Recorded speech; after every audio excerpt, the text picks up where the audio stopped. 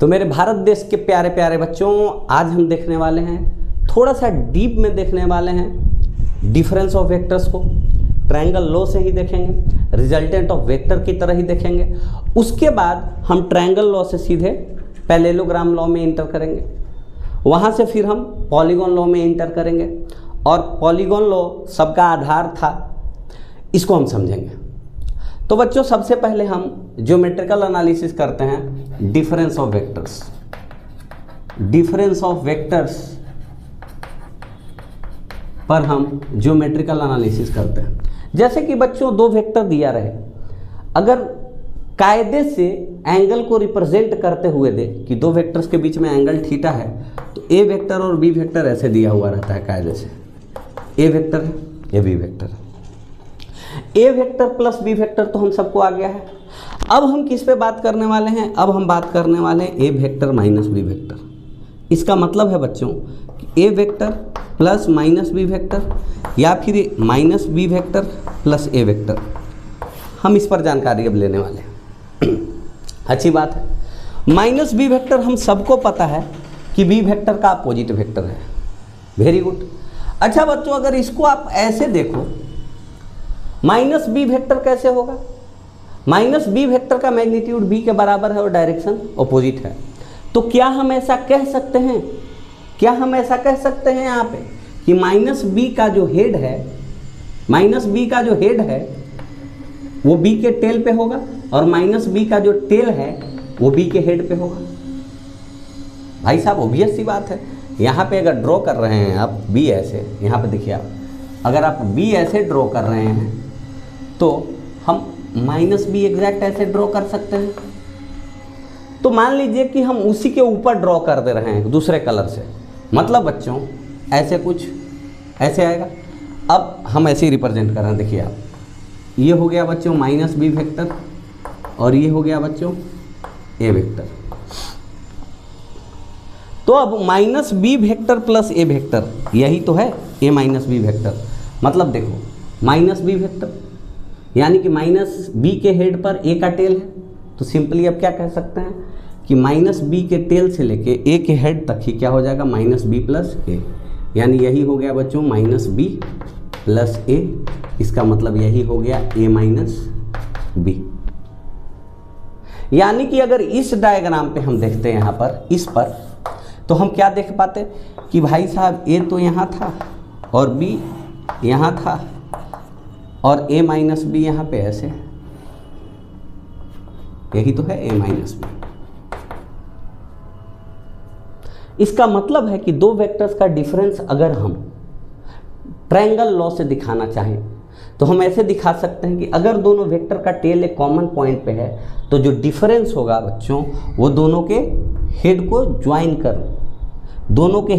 Join करने वाले line के द्वारा दिया जाएगा। अब डायरेक्शन किधर हो जाएगा? तो बच्चों यहाँ a माइनस बी का डायरेक्शन है b के हेड से a की हेड की तरफ। आपको और कुछ समझ में आ जाएगा। यहाँ पे आप देखिए, अगर कोई यहीं पे आपसे बोल देता कि b माइनस ए क्या होगा, तो इसका मतलब है कि b प्लस माइनस ए, या फिर माइनस ए प्लस बी। अच्छी बात है। तो बच्चों माइनस ए किधर होगा? देखो तो यहाँ पे माइनस ए होगा यहाँ से लेके यहाँ तक, मतलब इसी पे ऐसे ड्रॉ कर लो, यानी कि हम ऐसे ड्रॉ करेंगे। ये हो गया बच्चों माइनस ए, और ये हो गया बच्चों बी, तो जैसे था वैसे ही रख देंगे। तो माइनस ए प्लस बी ऐसे हो जाएगा, माइनस बी सॉरी माइनस ए प्लस बी, यानी कि इसी को हम लिखेंगे b माइनस ए। अब ओरिजिनल डायग्राम पे अगर हम लिखना चाहें तो ऐसे लिखेंगे भाई, जैसे डायग्राम दिया हुआ था वैसे डायग्राम अगर हम छोड़ के लिखना चाहें तो ऐसे लिखेंगे भाई, ए था, ये बी था, और ये बच्चों b माइनस ए है, सॉरी b माइनस ए है। मतलब हेड से हेड को अगर आप ज्वाइन करोगे तो डिफरेंस ऑफ वेक्टर मिल जाएगी यहाँ पे। और डायरेक्शन किधर होगी? अगर a में से घटा रहे हैं b को तो a के हेड की तरफ डायरेक्शन, अगर b में से a को घटा रहे हैं तो b के हेड की तरफ डायरेक्शन। जैसे कि बच्चों तो बता रहा हूँ बात आपको, ध्यान से देखना। जैसे इसका ज़्यादा यूज़ कहाँ पे आएगा पता है? इसका ज़्यादा यूज़ जो है वो आपका आ जाएगा डिफरेंस ऑफ वेलोसिटी, मतलब चेंज इन वेलोसिटी में। मान लो बच्चों कि an object was initially moving in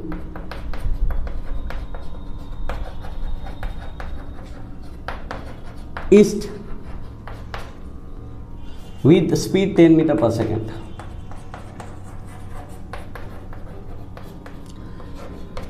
It suddenly changes its direction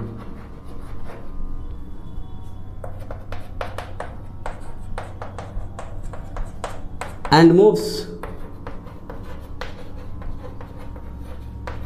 in north with same speed. With same speed, find the change in velocity.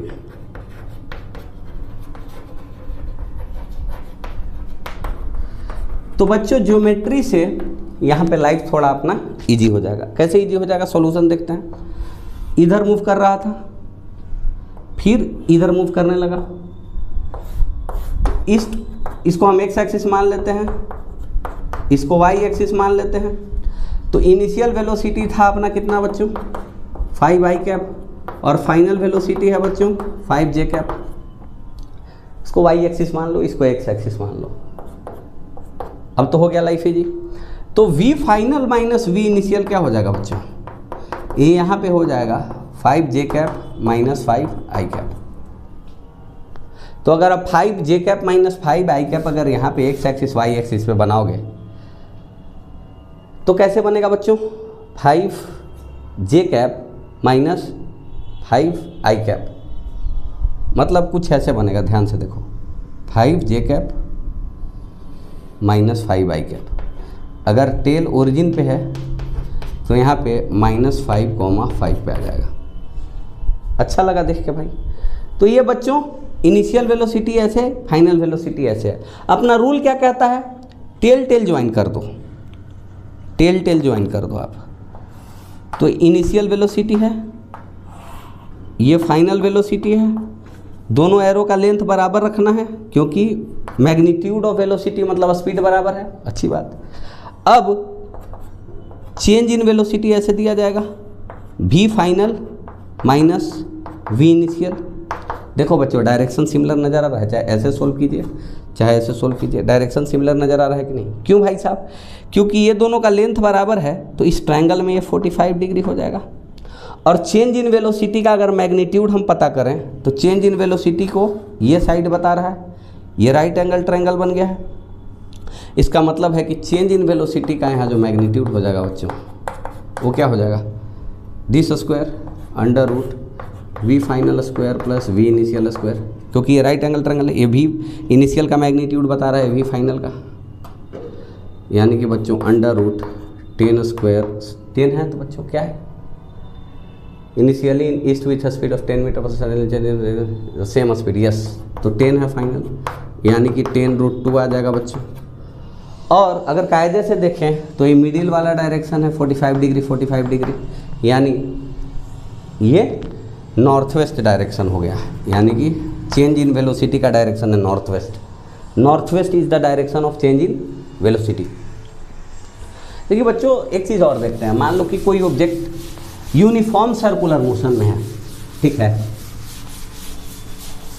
ये आप 2D में पढ़ोगे, फिर 2D में आपको ये बात पढ़ाई जाएगी, बट अभी हम देखते हैं। कोई ऑब्जेक्ट मान लो कि सर्कुलर मोशन में सपोज, और यूनिफॉर्म सर्कुलर मोशन है, यूसीएम इसको बोल रहे हैं, यूनिफॉर्म सर्कुलर मोशन। इसमें क्या होता है बच्चों कि सर्कुलर पाथ होता है और स्पीड कांस्टेंट होती है। ज़्यादा डिटेल में हम सर्कुलर मोशन में पढ़ेंगे। मान लो कि बच्चों कभी ऑब्जेक्ट यहाँ मूव कर रहा था, स्पीड टेंजेंट के अलोंग, वेलोसिटी सॉरी टेंजेंट के अलोंग, अच्छी बात है। ये थीटा मूव कर गया बच्चों, तो फिर वेलोसिटी टेंजेंट के अलोंग कितना मूव किया है एंगल? थीटा। तो ये बच्चों मान लो कि v इनिशियल था और ये बच्चों v फाइनल था। कोई बोले कि चेंज इन वेलोसिटी का मैग्नीट्यूड बताओ, v final minus v initial का मैग्नीट्यूड। तो इनिशियल वेलोसिटी ऐसे था बच्चों, फाइनल वेलोसिटी ऐसे है। अगर रेडियल डायरेक्शन कितना मुड़ा है बच्चों, थीटा, तो रेडियल के परपेंडिकुलर हरदम वेलोसिटी है, तो वेलोसिटी की डायरेक्शन भी कितनी मुड़ी होगी, थीटा, क्योंकि किसी भी इंस्टेंट पे वेलोसिटी क्या होगा, रेडियल डायरेक्शन के परपेंडिकुलर। तो मान लो कि दो परपेंडिकुलर एक्सिस हैं बच्चों, जैसे एक्स एक्सिस और वाई एक्सिस। अगर आप एक्स एक्सिस को थीटा मोड़ दोगे तो वाई एक्सिस भी थीटा ही मुड़ेगा, क्योंकि दो लाइन अगर परपेंडिकुलर हैं तो एक थीटा रोटेट करती है तो दूसरी भी थीटा ही रोटेट करनी पड़ेगी, क्योंकि ऑलवेज परपेंडिकुलर रहना पड़ेगा। देखो अगर वेलोसिटी ऐसे कर देते हैं हम, सॉरी रेडियल डायरेक्शन ऐसे, तो वेलोसिटी ऐसे करना पड़ेगा अपन को, समझ में आया कि नहीं। तो इसमें क्या होगा, रेडियल डायरेक्शन और वेलोसिटी की डायरेक्शन हरदम परपेंडिकुलर है, तो अगर रेडियल डायरेक्शन थीटा टर्न किया है तो वेलोसिटी भी थीटा ही टर्न करना चाहिए। अच्छी बात है, मतलब इनिशियल वेलोसिटी कहीं ना कहीं ऐसे है, यहाँ पर किस कलर से रिप्रेजेंट कर रहे थे भाई, इस कलर से देखो, तो इनिशियल वेलोसिटी बच्चों कुछ ऐसे है, देखो यहाँ पे ये v इनिशियल है, और यहाँ पे फाइनल वेलोसिटी थीटा घूमा है, तो फाइनल वेलोसिटी ऐसे हो गया बच्चों, ये v फाइनल हो गया। अब आपको ये पता कि यूनिफॉर्म सर्कुलर मोशन है, मतलब ये दोनों एरो का लेंथ अपन को बराबर रखना पड़ेगा। क्यों बराबर रखना पड़ेगा भाई, क्योंकि मैग्नीट्यूड बराबर है, डायरेक्शन डिफरेंट है, ये थीटा एंगल है। अच्छी बात, तो बच्चों v final minus v initial अपन को ऐसे लिखना पड़ेगा कि नहीं, ऐसे लिखना पड़ेगा।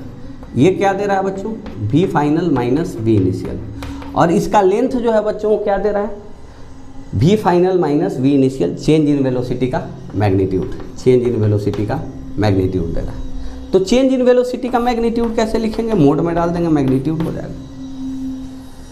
तो ये बच्चों एक आइसोसेलेस ट्रायंगल बन गया है कि नहीं बन गया है। तो यहाँ पे आप देखिए आइसोसेलेस ट्रायंगल अगर बना है बच्चों, तो यहाँ पे इसका भी मैग्नीट्यूड भी, इसका भी मैग्नीट्यूड भी, इसका पता करना है अपन को। तो ये थीटा है, एक परपेंडिकुलर लेंगे बच्चों, आइसोसेलेस ट्रायंगल है, तो जो भी परपेंडिकुलर लेंगे वो दोनों को बाइसेक्ट करेगा, एंगल को भी बाइसेक्ट करेगा, तो ये θ/2, ये भी हो जाएगा θ/2। अब कायदे से देखो बच्चों, ट्रायंगल में इसका लेंथ जो हो जाएगा वो भी sin θ/2 हो जाएगा, ध्यान से देखना, और इसका भी लेंथ जो है बच्चों वो भी sin θ/2 हो जाएगा। तो इसका यहाँ से यहाँ तक जो लेंथ हो गया बच्चों वो हो जाएगा 2 भी sin θ/2। गेटिंग द पॉइंट और नॉट, इसका लेंथ क्या हो गया, आइसोसेलेस ट्रायंगल की तरह हम इसलिए ट्रीट कर रहे हैं क्योंकि यहाँ पे लेंथ जो दे रहा है ना वो मैग्नीट्यूड ऑफ वेलोसिटी मतलब स्पीड दे रहा है, तो ये डायरेक्शन ये हो जाएगा चेंज इन वेलोसिटी का। आप लोग समझ गए यहाँ पे, राइट, मेरे को समझ में आ गया है। तो हरदम हम लोग क्या करेंगे, चेंज ऐसे ही पता करेंगे। अब थोड़ा सा बच्चों हम कहाँ आते हैं, पैरेललोग्राम लॉ पे। आपको थोड़ा सा भी कष्ट नहीं होगा कि पैरेललोग्राम और ट्रायंगल लॉ सेम ही है, कैसे अभी नजर आता है आपको। मैं इसमें कैलकुलेशन नहीं करूंगा, बस मैं दो स्पेशल वेक्टर्स के लिए ही है बच्चों parallelogram law of vector addition. तो सबसे पहले आपको क्या बताया गया था बच्चों कि अगर दो वेक्टर है, सपोज ये बच्चों ए वेक्टर है और ये बच्चों बी वेक्टर है, टेल कॉमन दिया हुआ है क्योंकि एंगल हम लोगों को दिखाना है, नजर आए, अच्छी बात, वेरी गुड। अब बच्चों मैंने ट्रायंगल लॉ में आपको क्या बताया था कि बी को शिफ्ट करके इस तरह से शिफ्ट करो कि बी का टेल ए के हेड पे आ जाए। तो अगर इसको हम इसी के पैरेलल शिफ्ट करें तो ऐसे लिख सकते हैं भाई, लिख दिया। ये कौन सा वेक्टर हो गया बच्चों, ये हो गया अपना प्यारा सा बी वेक्टर, अच्छी बात है। अगर हम क्या करें, अब क्या हो गया, ये दोनों क्या हो गया यहाँ पे इक्वल और पैरेलल हो गया। अगर इसके हेड से इसके हेड को ज्वाइन कर देंगे तो अब जब एक अपोजिट पेयर पैरेलल और इक्वल हो जाता है तो पैरेललोग्राम तो ऑटोमेटिकली बन जाता है। इसको ज्वाइन करेंगे तो ऑटोमेटिकली ये पैरेललोग्राम फॉर्म हो गया बच्चों, ठीक है, अच्छी बात। तो ये भी वेक्टर अपना ए वेक्टर हो गया। पैरेललोग्राम का डेफिनेशन क्या था कि कम से कम ऐसा क्वाड्रिलेटरल जिसमें कम से कम एक pair of side equal length का हो और पैरेलल हो, तो ये तो हो गया बी, ठीक है। अब इसको एक्सटेंड करेंगे तो ये थीटा बनेगा और यहाँ पे परपेंडिकुलर हम लेते थे और यही हम बात करते थे रिजल्टेंट का, ये वाला हो जाता था, इसी को हम बोलते थे ए प्लस बी, और यही होता था अपना रिजल्टेंट, राइट। और यही एंगल होता था अपना अल्फ़ा। तो बस इस ट्रायंगल में और इस ट्रायंगल में कैलकुलेशन करके अपने पास रिजल्टेंट जो आता था वो आ जाता था कि नहीं आता था। तो ये क्या है बच्चों, आखिर ये अगर पैरेललोग्राम है तो पैरेललोग्राम का ये वाला कौन सा चीज़ है, ये डायगोनल है। मतलब diagonal of a parallelogram will give the resultant. कौन सा डायगोनल, कॉमन टेल से होके गुजरने वाला जो डायगोनल होगा दैट विल गिव रिजल्टेंट। क्या करना है यहाँ पे, पैरेललोग्राम बनाना है, वैसे ही बना लेना है parallelogram. Form a parallelogram taking B vector to, taking B vector और tail of B vector to head of A vector and also taking tail of a vector to head of b vector, और बाकी दोनों को उसकी जगह छोड़ दो, इसके परछाई को लेके चले जाओ, ठीक है। तो क्या बन गया, पैरेललोग्राम बन गया। Now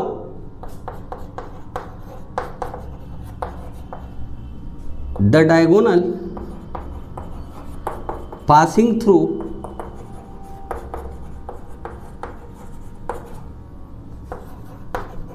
common tail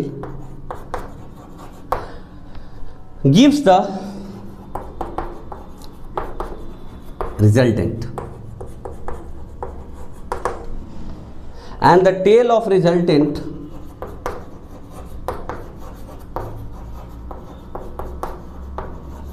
is at common tail. जहाँ पे कॉमन टेल है बच्चों वहीं पे रिजल्टेंट का भी टेल होगा। मतलब रिजल्टेंट का टेल यहाँ पे है, बी वेक्टर ऐसे, ए वेक्टर ऐसे, ये हो गया ए प्लस बी, यानी tail of resultant will be here only. वही तो है, A vector plus B vector, A plus B vector. बाकी सब ट्रायंगल लॉस है, वो result under root A square plus B square plus 2ab cos theta, बाकी सब चीज़ वही है। तो ये मैंने स्पेशली आपको बताया है, ये तो इम्पोर्टेंट बात है। तो मैं फिर से एक बार डायग्राम बना रहा हूँ आपके लिए। कॉमन टेल, ठीक है, बहुत खूबसूरत बात है। अगर कॉमन टेल होता है तो बहुत सारी जानकारी अपन को मिल जाती है, A vector B vector. Parallelogram बना दिया, अच्छी बात है। यहाँ पे ले लिया बी वेक्टर, यहाँ पे ले लिया ए वेक्टर, अच्छी बात है। ये डायगोनल क्या दे दिया, ये दे दिया ए वेक्टर प्लस बी वेक्टर। अच्छा बच्चों, हेड हेड ज्वाइन करते थे तो डिफरेंस मिलता था, तो ये क्या मिल गया, ए वेक्टर माइनस बी वेक्टर। अगर बी वेक्टर माइनस ए वेक्टर चाहिए होता ऐसे हो जाता। मतलब other diagonal will give the difference of vectors. जो एक डायगोनल बच गया, other diagonal gives the difference of vectors. यही बात थी। दूसरा जो डायगोनल होगा बच्चों वो क्या देगा, डिफरेंस ऑफ वेक्टर्स देगा। यहाँ पर ए प्लस बी, ए माइनस बी, बी माइनस ए अगर रहता तो ऐसे आ जाता। जैसे यहाँ पे मैं एक छोटे से डायग्राम से आपको बता दे रहा हूँ ताकि आप, ये ए हो गया बच्चों, ये बी हो गया बच्चों, ये जो अपना हो गया ये बी माइनस ए हो गया।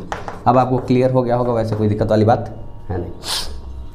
तो ये इम्पोर्टेंट क्यों है, थोड़ा कैलकुलेशन के पॉइंट ऑफ व्यू से इम्पोर्टेंट है कि आपका थोड़ा टाइम बचा दें। यहाँ पर आपका टाइम भी तो बचना इम्पोर्टेंट है। यहाँ पर आपके दिमाग में कुछ कुछ बातें रहें। जैसे बच्चों बातें क्या रहे इम्पोर्टेंट, ये थोड़ा सा हम देख लेते हैं। तो रेक्टेंगल कब बनेगा पैरेललोग्राम, रेक्टेंगल तब बनेगा बच्चों जब, पहला केस है रेक्टेंगल। रेक्टेंगल कब बनेगा, तो जब बच्चों वेक्टर ए और वेक्टर बी क्या हो जाएगा, परपेंडिकुलर हो जाएगा, 90 डिग्री दोनों के बीच में बनेगा। तो जो अपन दोनों के पैरेलल एक ड्रॉ कर लेंगे, ये बी वेक्टर देगा, ये ए वेक्टर देगा। यहाँ पर बच्चों एक डायगोनल ये हो गया, ये रिजल्टेंट दे रहा है, ये डिफरेंस दे रहा है। तो रेक्टेंगल जब बना है तो दोनों डायगोनल क्या है बच्चों, मैग्नीट्यूड में बराबर है। और ए प्लस बी का जो मैग्नीट्यूड है वो कितना है, A square plus B square plus 2ab cos 90 degree, है कि नहीं। तो ये क्या हो गया finally, A square plus B square, ये वाला टर्म तो जीरो हो गया, cos 90 जीरो होता है। अगर कोई बच्चों पूछ दे A vector minus B vector, मतलब ए और माइनस बी के रिजल्टेंट का मैग्नीट्यूड, तो यहाँ पे A square plus B square minus 2ab cos 90, मतलब ये भी क्या हो गया बच्चों, under root A square plus B square.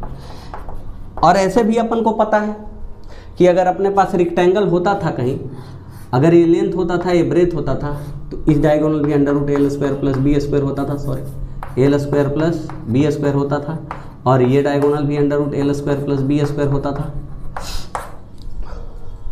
इसका मतलब क्या हो गया बच्चों कि मैग्नीट्यूड वाइज इस केस में ए और बी का जो रिजल्टेंट होगा वही मैग्नीट्यूड वाइज ए और माइनस बी का रिजल्टेंट होगा, वही कह लो बी और माइनस ए का रिजल्टेंट होगा, यानी बी माइनस ए का मैग्नीट्यूड होगा।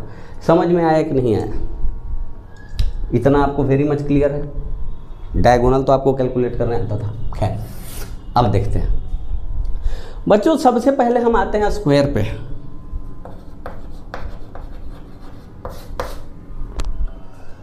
स्क्वायर के बाद हम रोम्बस पे जाएंगे। तो स्क्वायर में क्या हो जाएगा बच्चों कि माने ए इज परपेंडिकुलर टू बी, ये तो गिवन है, और ए का मैग्नीट्यूड बी के मैग्नीट्यूड के बराबर हो जाएगा।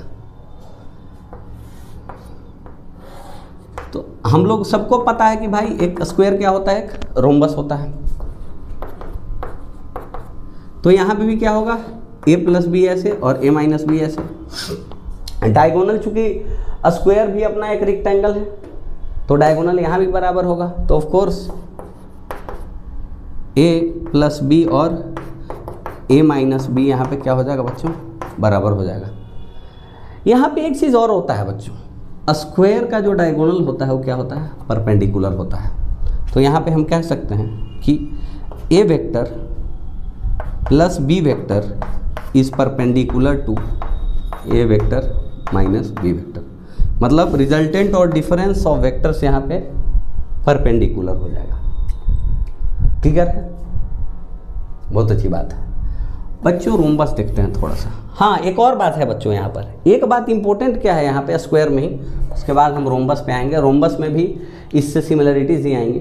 तो यहाँ बच्चों जो रिजल्टेंट हो गया वो इक्वल वेक्टर्स का रिजल्टेंट हो गया, जो कि परपेंडिकुलर है यहाँ पर।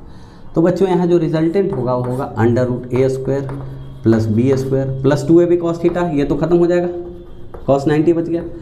अब साइड लेंथ क्या है यहाँ पे, ये कंडीशन है, तो दोनों की जगह ए लिख लो, तो ए स्क्वायर प्लस ए स्क्वायर यानी कि रूट 2a। इसका मतलब है बच्चों कि अगर दो फोर्स F और F 90 डिग्री पर एक्ट करते रहते तो जो रिजल्टेंट होता वो किधर होता, रूट 2f होता। और यहाँ पे जो रिजल्टेंट होगा, चूंकि दो इक्वल वेक्टर्स का मैंने बता रखा है, जो रिजल्टेंट होता है बच्चों वो बाइसेक्टर के अलॉन्ग होता है। tan alpha is equal to B sine theta by A plus B cos theta से मैंने बताया था। यानी यहाँ जो रिजल्टेंट होगा बच्चों ये 45 degree, resultant will B along bisector.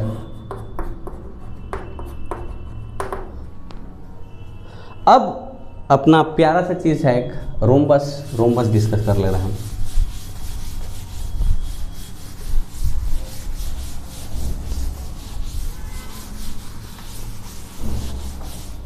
थोड़ा सा बच्चों हम क्या डिस्कस करने वाले हैं, रोम्बस एक छोटा सा प्यारा सा कॉन्सेप्ट है, रोम्बस के बारे में देख लेते हैं। रोम्बस भैया क्या कहना चाह रहे हैं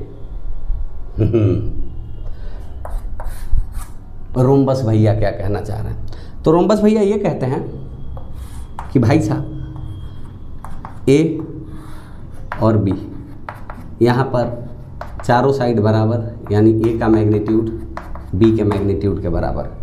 तो बच्चों यहाँ पे पैरेलल डाल दो, यहाँ पे पैरेलल डाल दो। एक ये डायगोनल, रोम्बस के डायगोनल्स एक्चुअली में क्या होते हैं, परपेंडिकुलर होते हैं। कॉन्ग्रुएंस ऑफ ट्रायंगल से इसको हम 7th 8th क्लास में प्रूफ करते हैं, है कि नहीं। तो लाइफ आपका तो ईजी है, मतलब ये चारों एंगल 90 डिग्री। अच्छा बच्चों, ये दोनों जब बराबर है तो रिजल्टेंट बाइसेक्टर के अलॉन्ग होगा, तो ये भी θ/2 हो जाएगा और ये भी θ/2 हो जाएगा। अच्छी बात है। यहाँ पर रिजल्टेंट का मैग्नीट्यूड क्या हो जाएगा, रिजल्टेंट जो होगा वो ए प्लस बी का मैग्नीट्यूड, मतलब अंडर रूट, ये तो हमने देखा ही था, ए स्क्वायर प्लस बी को भी ये लिखेंगे प्लस 2 इंटू ए कॉस थीटा। इसको हम लोग सोल्व करते हैं बच्चों, फिर से कर देते हैं, चलो 2a square into 1 plus cos theta, 2 cos square theta by 2 minus 1 हम लिखते हैं इसको, यानी कि बच्चों 2a स्क्वायर, चलो 1 plus 2 cos square theta by 2 minus 1, यानी कि बच्चों ये ख़त्म हो गया, 2 2 4 4 का 2, ए का ए कॉस थीटा बाई 2, यही हो गया बच्चों रिजल्टेंट का मैग्नीट्यूड। सॉरी, अंदर में क्या आ जाएगा, 2 आ जाएगा, यानी 2a कॉस थीटा बाई 2, मतलब यहाँ पे बच्चों ए वेक्टर प्लस बी वेक्टर का magnitude 2a cos theta by 2 आ जाएगा। क्लियर हो गया। अब ए वेक्टर माइनस बी वेक्टर की बात करें, यहाँ पे देखो बराबर तो है, तो ए वेक्टर माइनस बी वेक्टर ये वाला साइड देगा, अच्छी बात है, वेरी गुड। तो बच्चों ये क्या होता था अपना, under root A square B square भी ए स्क्वायर ही है, माइनस 2ab कॉस थीटा लिखते हैं हम। अगर जब भी हम क्या लिखते हैं, यहाँ पे क्या पता कर रहे हैं, A vector minus B vector, तो यहाँ पे minus 2a square cos theta,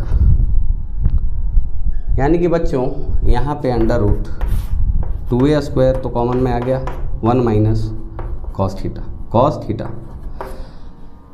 अब ध्यान से देखिए आप, 2a square into 1 minus 2 sine square theta by 2, तो यहाँ बच्चों 1 से 1 खत्म हो गया, 4 आ गया, 4 का 2, ए का ए, और साइन स्क्वायर थीटा बाई 2 का sign theta by 2। Getting the point और नोट, यानी कि इस डायगोनल का जो साइज हो गया बच्चों, अगर ये थीटा है तो ये हो गया 2a साइन थीटा बाई 2,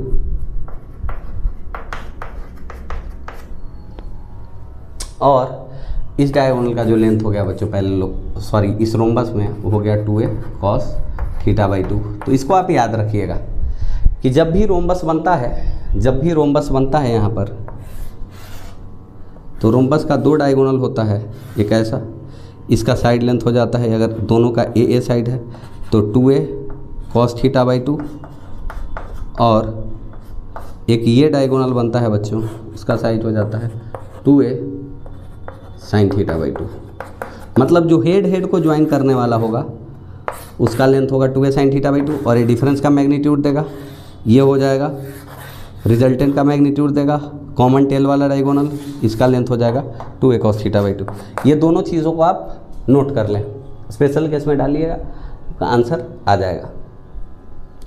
जैसे हम इसका यूज़ कब कर रहे थे, जब 2 इक्वल मैग्नीट्यूड का वेक्टर था, तो 2f कॉस थीटा बाई 2 से रिजल्टेंट आ रहा था। इसका यूज कब करेंगे, जब सर्कुलर मोशन में रहे, या मैग्नीट्यूड ऑफ वेलोसिटी सेम रहे, स्पीड सेम रहे और डायरेक्शन चेंज करे, तो डिफरेंस ऑफ वेक्टर से अपना चेंज इन वेलोसिटी का मैग्नीट्यूड आ जाएगा।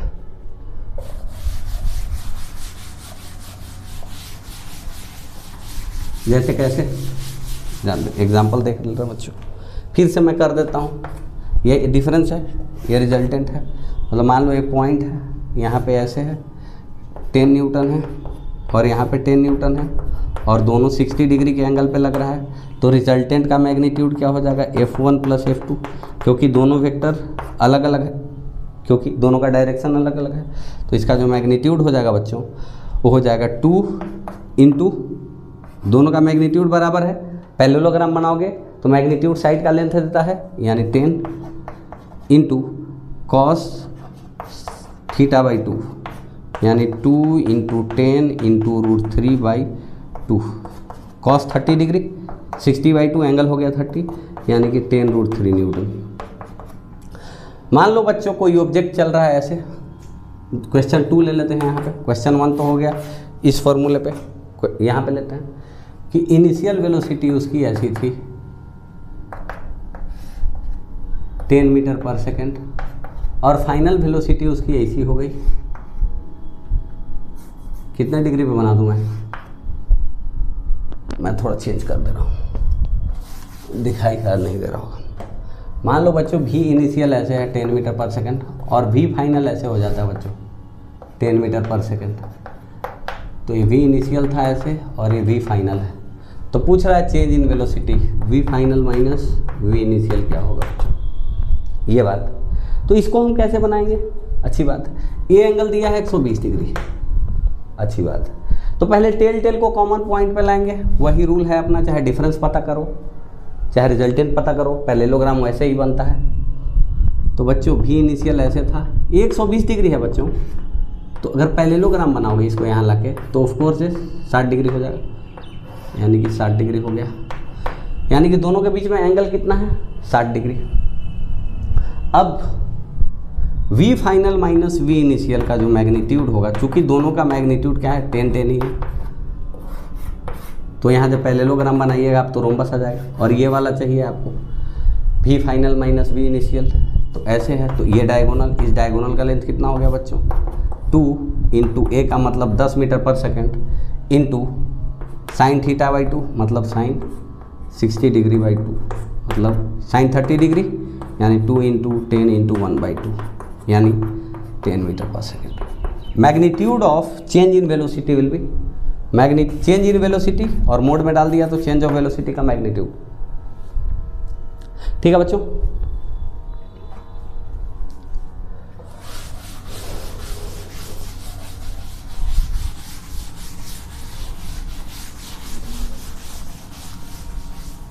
थोड़ा सा हम देखेंगे यहाँ पे बच्चों पॉलीगॉन लो, कि पॉलीगॉन लो हम कैसे बनाते हैं।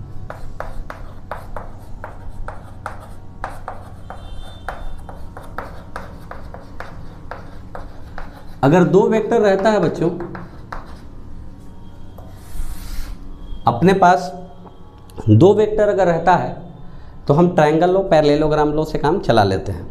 लेकिन दो से ज़्यादा वेक्टर रहा तो कैसे चलाओगे, है कि नहीं बात।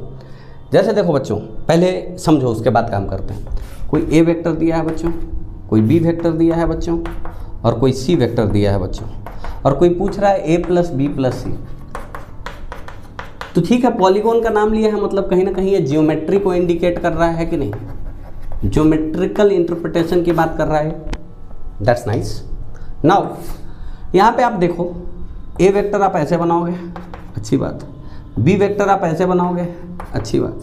और सी वेक्टर आप ऐसे बनाओगे। करना क्या है कि एक वेक्टर को वैसे ही छोड़ दो, दूसरे के टेल को पहले के हेड पे डालो। मैंने बी के टेल को ए के हेड पे डाल दिया। मैं शिफ्ट कर सकता हूँ बिना डायरेक्शन और मैग्नीट्यूड चेंज किए हुए। लग रहा है कि इसका मैग्नीट्यूड चेंज हो गया तो ठीक है। अब क्या करना है, तीसरा वेक्टर है तो उसके टेल को दूसरे के हेड पे डालो। इसी सीक्वेंस में करते जाते हैं। चौथा रहता तो चौथे के टेल को तीसरे के हेड पे डालते, पांचवा रहता तो पांचवे के टेल को चौथे के हेड पे डालते। ये सीक्वेंस जारी रहता। रिजल्टेंट जो होगा वो पहले के टेल से लेके लास्ट के हेड तक होगा, यानी ए प्लस बी प्लस सी अगर कोई पूछे। यही बच्चों क्या है अपना पॉलीगॉन लॉ। यहाँ पे क्वाड्रिलेटरल तो ओवरऑल बन गया। 10 वेक्टर भी हो सकता था। Arrange the vectors in a sequence such that the tail of the next vector should be on the head of the previous vector and the resultant vector will be given by a vector whose tail is at the tail of the first vector and head at the head of last vector। आपको समझ में आ गया होगा, इतना definition लिखवाने की जरूरत नहीं है। 10 वेक्टर भी रहता तो उसी वे में हम अरेंज करते जाते और पहले वेक्टर के टेल से लास्ट वेक्टर के हेड तक ज्वाइन कर देते। This is called as polygon law of vector addition, right.